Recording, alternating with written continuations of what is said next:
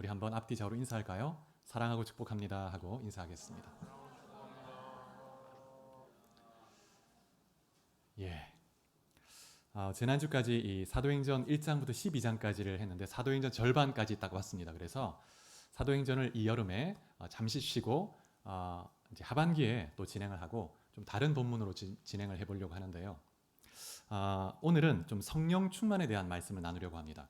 보통 6월 초순 그리고 가끔 5월 말에 이제 성령 강림 주일이 이렇게 이제 되게 되는데 보통 우리가 성령 강림 주일을 그냥 지나갈 때가 많습니다.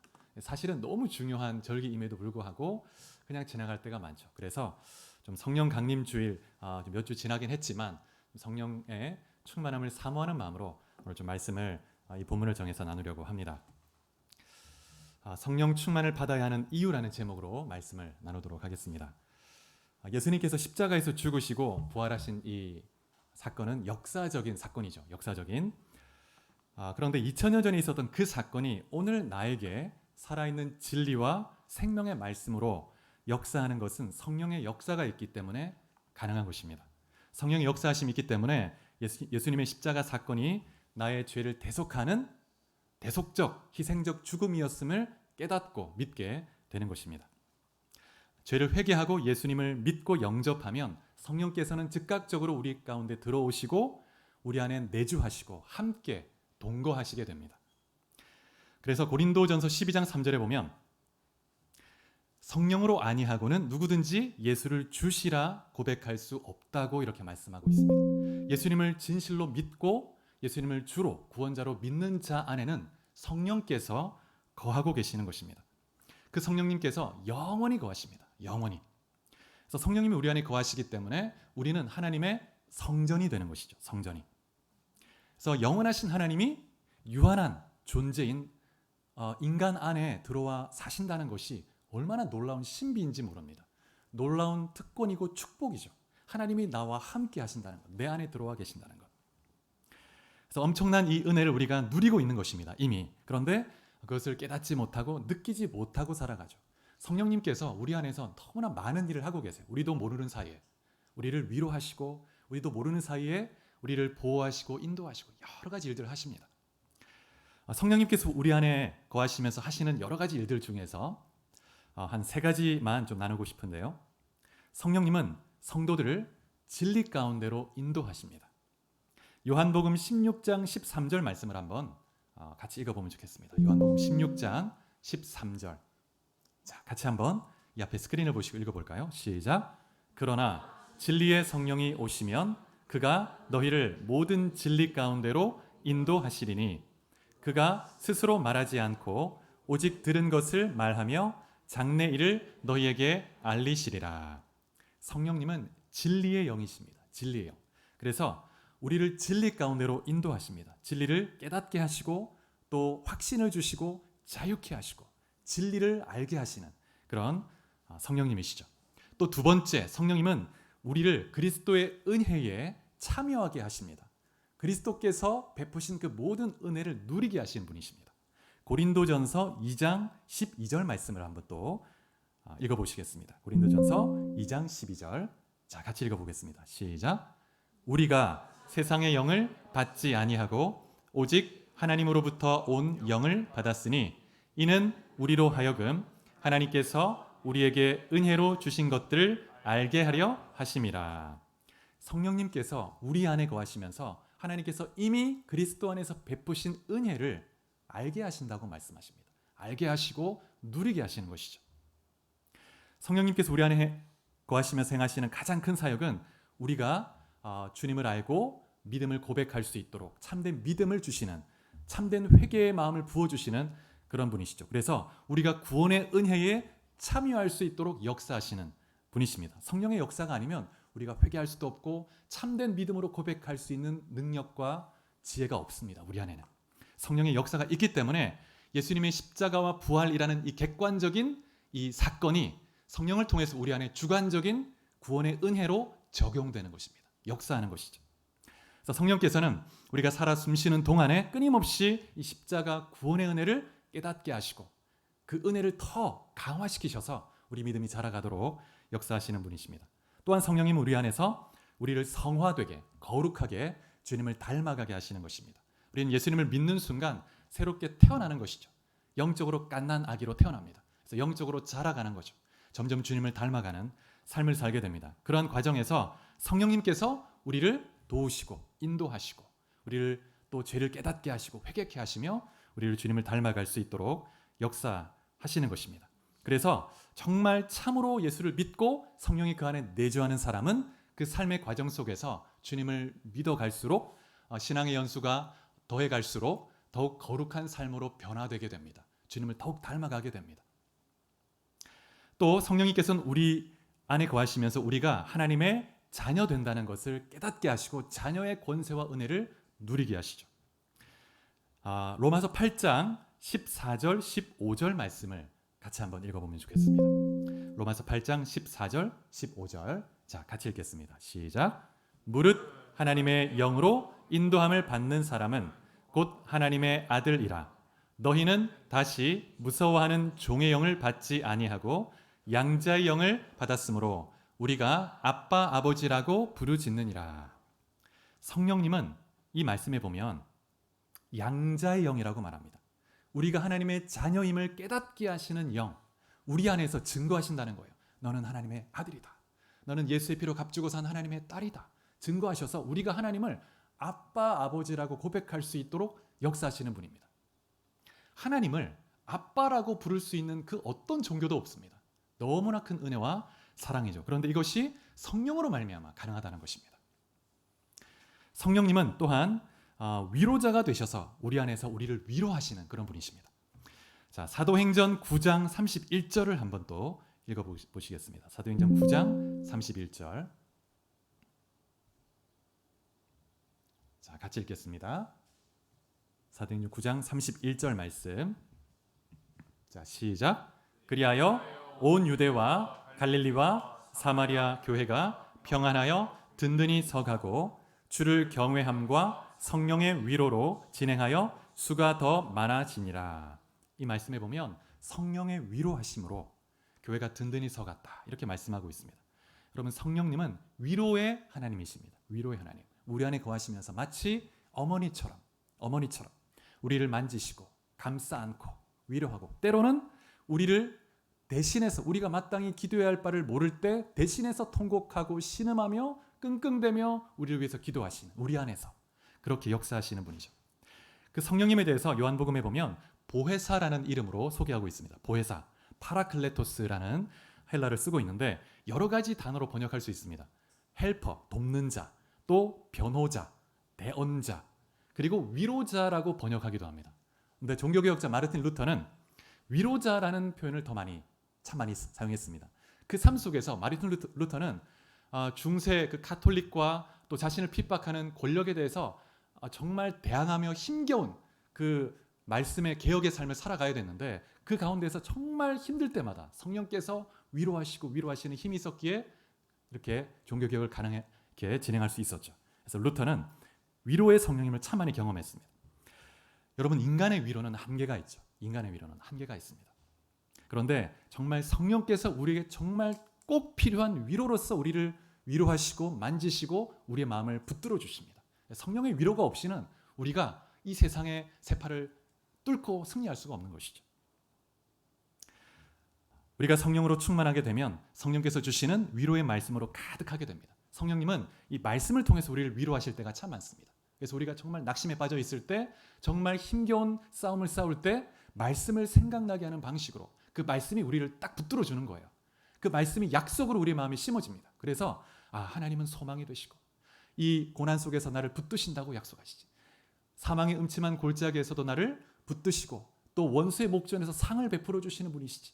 그러면서 우리의 마음을 붙드시고 위로하시고 승리케 하시는 그런 분이십니다. 그래서 성령께서 우리 안에 거하시면서 우리를 붙드시고 진리를 깨닫게 하시고 또 회개케 하시고 거룩하게 하시고 하나님의 자녀의 권세를 누리게 하시고 또 위로하시고 인도하시는 그런 분이십니다. 그런데 성령님은 이보다 더 많은 일들을 하시는데 우리 안에서 그런 보조자로만, 돕는 자로 그냥 보조적인 역할만은 하기를 원하시는 것이 아니고 우리의 삶의 주권자로서 우리를 인도하기 원하십니다. 우리가 성령의 충만함으로 살아가기를 원하시는 것이죠. 그래서 오늘 본문에 보면 15절에 보면 우리가 어떻게 행해야 할지 자세히 주의하여 지혜 있는 자같이 행하라 이렇게 말합니다. 다르게 의역하면 어떻게 사는 것이 지혜로운 삶인지 잘 생각해 보아라 이렇게 말하는 것입니다.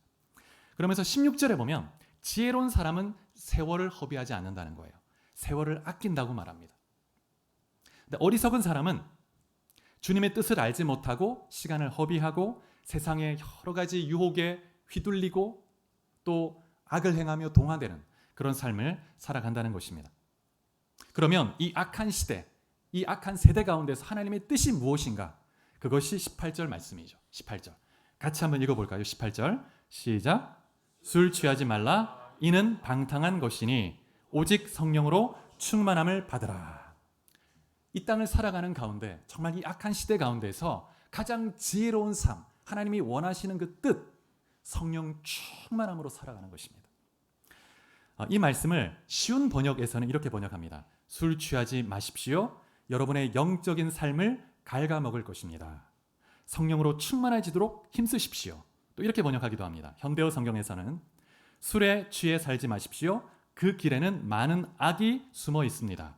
그보다 성령에 취하여 성령의 지배를 받으십시오.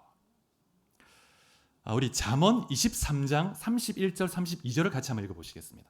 잠언 23장 잠언 31, 32절. 자, 같이 읽어보겠습니다. 시작. 포도주는 붉고 잔에서 번쩍이며 순하게 내려가나니 너는 그것을 보지도 말지어다. 그것이 뱀같이 물 것이요 독사같이 쏠 것이며 이렇게 말합니다. 근데 이 말씀은 술 취하지 말라 오직 성령으로 충만함을 받아라. 이 말씀은 단순히 술에 대한 권면이 아니라 우리 삶의 주권자가 누구인가 하는 질문을 하는 것입니다. 누가 너의 삶을 지배하는가? 누가 너의 삶의 진정한 주인인가 하는 것을 물어보는 것입니다. 그래서 이 충만이라는 말은 무엇의 기운으로 살아간다 이런 의미로 해석할 수 있습니다. 그래서 이렇게 의역할 수 있습니다. 술 기운으로 살지 말고 성령의 기운으로 살아가라. 여러분 어떤 기운으로 사십니까? 여러분 전체 인격이 무엇에 의해서 가장 강하게 이끌리십니까? 어떤 사람은 돈 기운으로 돈을 벌려고 하는 그런 열심으로 그 돈에 대한 그 열심, 욕심이 그 온 마음을 지배하죠. 그 열심으로 살아갑니다. 여러분 무엇이 여러분의 삶을 움직이고 여러분의 마음을 지배적으로 움직이게 하는지 한번 돌아보시기 바랍니다. 그래서 술에 취한 사람은 알코올 성분이 일시적으로 중추신경을 마비하죠. 그래서 언어도 꼬이게 만들고 우리의 통제력을 상실하게 만듭니다. 그런 것처럼 우리가 성령으로 취하게 되면, 성령으로 충만하게 되면 육적인 그런 신경이, 육적인 욕구가 마비되는 것입니다. 그래서 성령의 감동이 우리를 지배해서 모든 일을 성령의 인도하심을 따라 하나님 원하시는 대로 할 수 있는 힘을 얻게 되는 것이죠. 그럼 우리가 또 이런 질문을 해볼 필요가 있는데 왜 성령 충만을 받아야 하는가? 이 질문을 좀 해볼 필요가 있습니다. 오늘 본문을 통해서 우리가 두 가지 이유를 좀 생각해 볼 수 있는데 첫 번째, 성령 충만을 하나님께서 명령하셨기 때문입니다. 성령 충만은 우리가 순종해야 할 어떤 것입니다. 성령 충만하지 않는 것은 하나님을 앞에 불순종하는 것이고 죄를 범하는 것입니다. 그래서 성령 충만을 받으라 하는 이 말 속에는 여러 가지 의미가 있는데 성령 충만은 선택이 아니라 필수라는 것이죠. 그래서 빌리 그레엄 목사님이 한 일화가 있는데 빌리 그레엄 목사님은 여러분 잘 아시죠? 우리나라에도 1973년과 80년도에 민족 복음화 대성회 때 오셔서 말씀을 전하시고 한국 교회사의 획을 긋는 그 집회에 말씀을 전해주셨던 그런 분입니다. 살아계실 때 185개국에 2억 명 이상에게 복음을 전했고 수많은 사람을 주님께 인도했던 그런 분이죠. 근데 이 빌리 그레엄 목사님이 성령 충만에 대해서 한 목사님과 나눈 대화가 있는데 한 번은 어떤 한 교회 미국에서 교회 초대를 받았습니다. 그래서 말씀을 전하는데 그 전하기 전에 그 목사님과 대화를 나누는 가운데 그 목사님이 이런 얘기를 하는 거예요. 최근에 교회 직분자 중에 한 분이 술을 너무 많이 해서 덕이 되지 않아서 그분을 치리했다는 얘기를 하는 거예요. 그러자 빌리그레암 목사님이 이렇게 물었다고 합니다. 어떤 이유로 그런 결정을 하게 되었습니까? 이분이 술 때문에 끊지 못해서 이런 결정을 했다. 직분자인데. 그러자 이제 이렇게 또 질문했습니다. 목사님이 성경적으로 정말 그런 신중한 힘든 결정을 하셨군요. 그런데 성령으로 충만하지 않아서 치리한 적은 혹시 있나요? 이런 질문을 하는 거예요. 그러자 목사님이 좀 의아한 듯 그런 적은 없습니다. 이렇게 대답을 했습니다. 그러자 빌리그레암 목사님은 일관성이 없으시군요.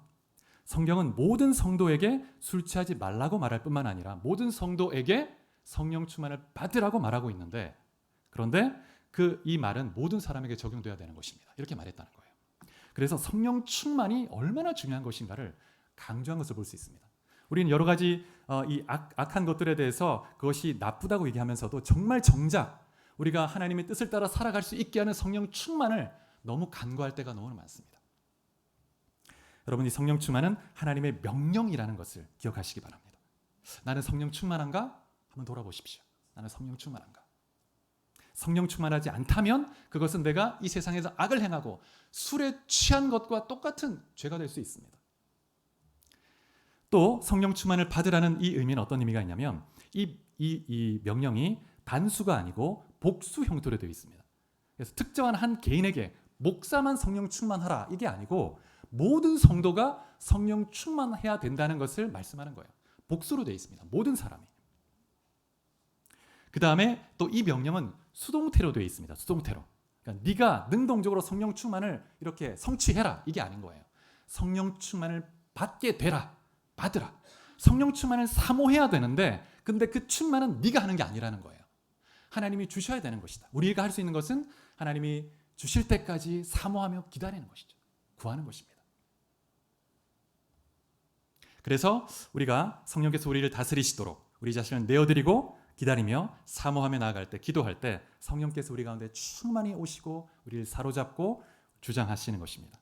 또 성령 충만을 받으라 이 말씀은 현재형으로 되어 있죠. 현재형, 명령형이니까. 그래서 이 말은 우리 삶 속에서 단회적 사건이 아니라 계속 지속해서 반복해서 유지해야 할 어떤 것입니다. 성령 충만은 내가 한때 성령 충만했었지. 젊을 때 열심히 기도원도 다니고 성령 충만 기도했었지. 그게 아니라 지금 현재 날마다 현재형으로 성령 충만을 받아야 된다는 거예요. 그러한 성령 충만을 받고 살아갈 때 우리가 하나님의 뜻을 이룰 수 있고 육의 열매를 거두지 않을 수 있는 것입니다. 사도행전 2장에 보면 오순절에 제자들이 성령의 충만함을 받고 나서 그들의 삶이 완전히 달라졌습니다. 요한복음에 보면 이 제자들이 예수님이 부활하시고 나서도, 주님이 부활하신 것을 보고 나서도 두려움 가운데 숨어 있었습니다. 그래서 그들이 할 수 있는 게 아무것도 없었습니다. 아무런 능력이 없습니다. 그런데 오순절에 성령이 임하시고 나서 성령 충만을 입고 담대히 주의 복음을 증거할 수 있게 된 것이죠. 그래서 권력자 앞에서 핍박하고 협박하는 그 두려운 권력자 앞에서도 담대히 복음의 소식을 외치고 증거할 수 있었던 것입니다. 사도행전 4장에도 보면 제자들이 함께 모여서 기도했습니다. 그때 성령의 충만함을 입고 하나님의 말씀을 담대히 증거했다고 말하고 있습니다. 그래서 예루살렘 교회도 반복적으로 끊임없이 성령 충만을 유지하기 위해서 기도하고 또 성령 충만을 입고 또 기도하고 성령 충만을 입고 그렇게 기도했던 공동체임을 알 수 있습니다. 우리도 성령의 충만함을 지속적으로 이어갈 수 있도록 유지할 수 있도록 기도해야 합니다. 사모해야 합니다. 내가 지금 성령 충만하지 않구나. 그러면 모든 일을 멈추고 그 성령 충만을 위해서 집중적으로 금식을 해서라도 기도하며 나가야 되는 거죠. 그래서 이 제임스 메리트라는 분이 이런 말을 했습니다. 하나님의 자녀가 성령 충만하지 않는 것은 술 주정뱅이가 술에 취한 것보다 더 큰 죄악이다. 더 큰 죄악이다. 우리 안에 이런 인식이 필요합니다. 성령 충만하지 않은 것이 얼마나 큰 죄인가. 하나님이 슬퍼하시는가. 그래서 이 성령 충만은 하나님이 명령하시는 것이기 때문에 성령 충만을 받아야 합니다. 두 번째 이유, 우리가 성령 충만을 받아야 하는 두 번째 이유는 성령 충만을 받지 않고는 예수님의 제자답게 살아갈 수 없기 때문입니다. 조금 전에 말씀드린 것처럼 제자들도 성령 충만을 받기 이전과 이후가 완전히 다릅니다. 완전히 달라요. 그래서 누가복음 24장 49절에 보면 예수님이 승천하시기 전에 제자들에게 이런 당부를 하시는데, 볼지어다 내가 내 아버지께서 약속하신 것을 너희에게 보내리니 너희는 위로부터 능력으로 입혀질 때까지 이 성에 머물라. 예수님이 너희가 성령 충만을 받기 전에는 떠나지 말고 딴짓하지 마. 그냥 성령 충만을 받고 나면 성령이 이끌어 줄 거야. 성령 충만을 기다려. 그냥 기다려. 이렇게 말씀하시는 거예요. 성령의 충만이 임하자 그때 성령께서 주도해 가시는 겁니다. 이끌어 가시는 거예요. 강권에서.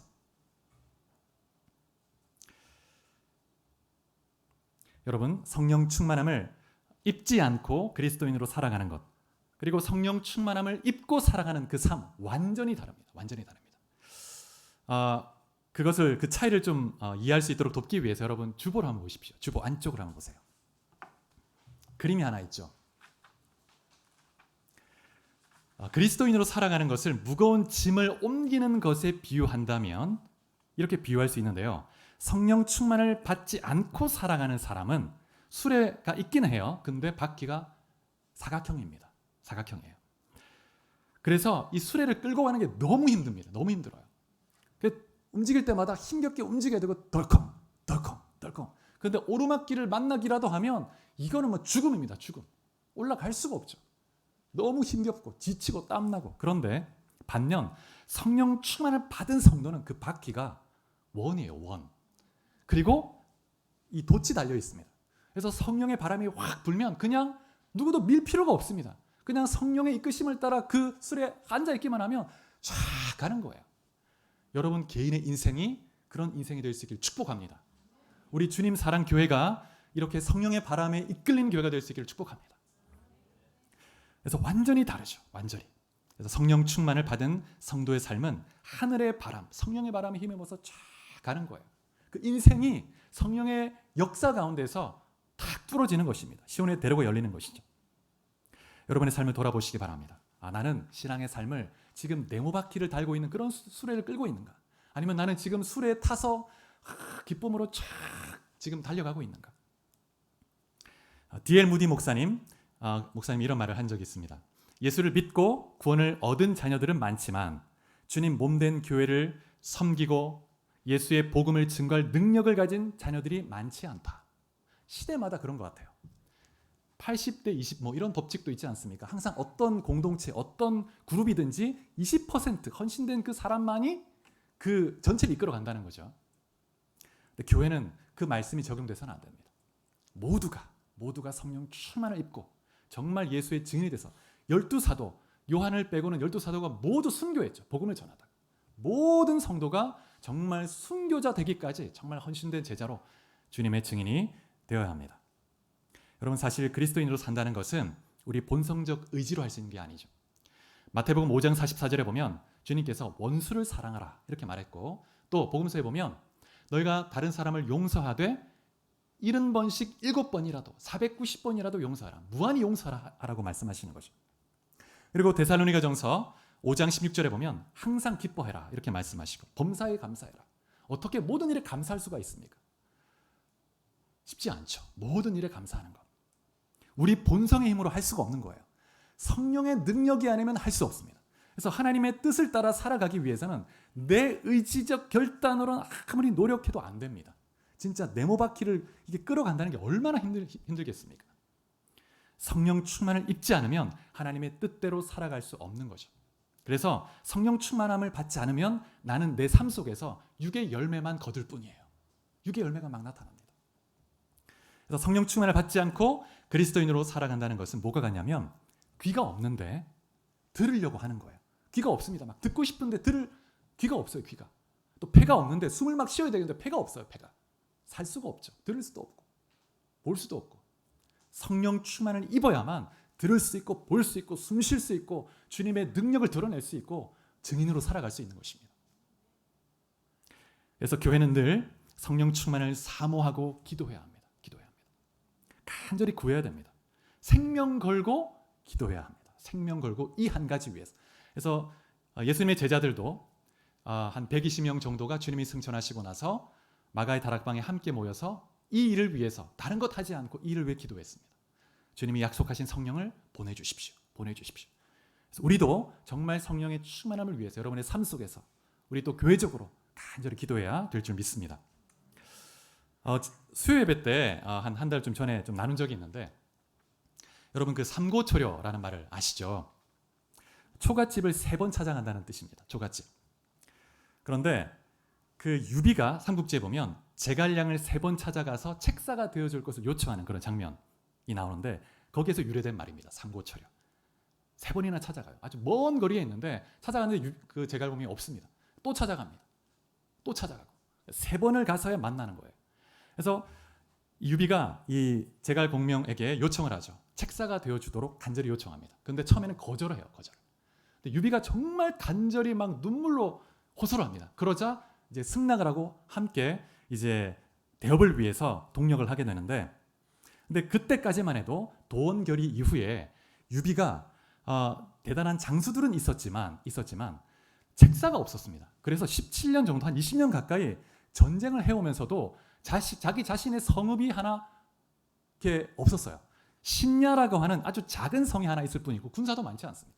늘 가는 곳마다 패배하고 다른 성에 의지해야 됐고, 그래서 너무 참 나그네 같은 삶을 살았죠.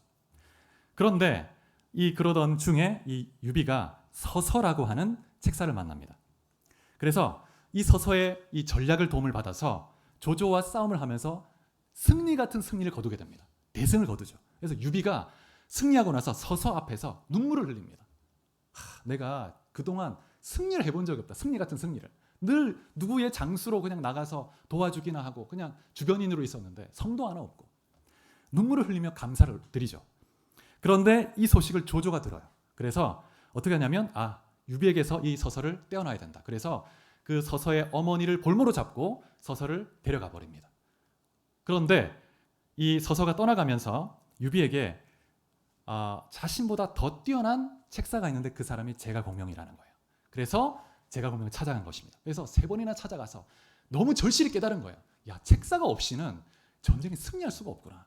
뭐 인터넷도 없고 아무도 없잖아요. 책사의 전략만으로 싸워야 됩니다. 없으면 정말 백전백패가 되는 거죠. 그래서 이제 제갈공명과 함께 이제 대업을 이루어가게 됩니다. 만약에 유비와 또 뭐 관우 장비가 이 제갈공명의 그 조언대로 100% 순종했으면, 따라갔으면 대업을 이루었을 거예요. 삼국통일을 했을 겁니다. 근데 결정적 순간에 자기 뜻대로 하게 됩니다. 그런 것들이 오점이 돼가지고 삼국통일을 이루지 못하게 되죠. 어쨌든 그래서 여러분 우리의 인생 가운데 이러한 책사가 없이 광야 같은 이 길을 승리하며 걸어갈 수 없습니다. 여러분 성령님이 어떤 분이시냐면 지혜와 총명의 신이시고 모략과 재능의 신이십니다. 모략이라는 것은 전략이라는 뜻입니다. 재능을 주시는 분이시고 지혜를 주시는 분이세요. 우리가 어떻게 살아가야 될지 인생의 전략을 주시는 분입니다. 내 자녀를 어떻게 키워야 될지, 또 내가 어떤 일을 어떻게 해야 될지 전략을 주시는 분이 성령님이십니다. 이 성령의 지혜와 전략이 있을 때 우리가 승리할 수 있습니다. 제갈공명이 냈던 책략보다 100배, 1000배, 10,000배 더 뛰어난 전략 가지신 분이 성령님이시죠. 그래서 여러분 우리가 이 성령의 충만함을 위해서 유비가 삼고초려한 것처럼 우리가 간절히 성령 충만을 구해야 합니다. 그럴 때 진짜 여러분 한 번도 성령 충만함을 진짜 받아본 적이 없다면 그 이전과 이후는 완전히 달라지는 것이죠. 완전히. 그래서 사도행전적 교회를 이루기 위해서 우리에게 필요한 것은 딱 한 가지입니다. 성령 충만이죠. 성령 충만을 위해서 기도하고 성령 충만함으로 주의 뜻을 이루어가는 우리 교회가 될 수 있기를 간절히 원합니다. 그래서 이 메마른 이 땅 가운데 여러분 한 분 한 분, 또 여러분의 가정이, 또 우리 교회가 정말 이 땅을 살리고 영혼을 자유케 하는 생명의 통로로 쓰임받는 생명의 공동체 될 수 있기를 주의 이름으로 축복합니다. 같이 기도하시겠습니다.